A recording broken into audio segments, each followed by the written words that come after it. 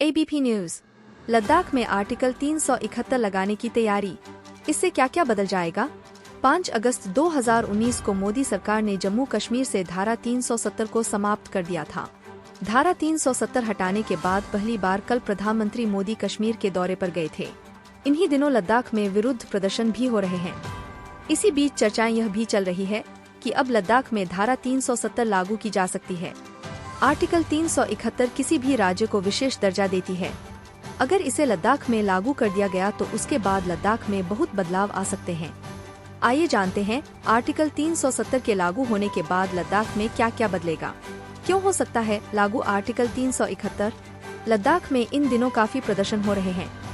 दरअसल 2019 में जम्मू कश्मीर से 370 धारा हटाने के बाद लद्दाख को भी केंद्र शासित प्रदेश बना दिया गया था, लेकिन लद्दाख में कोई भी विधेयक का लागू नहीं हुई।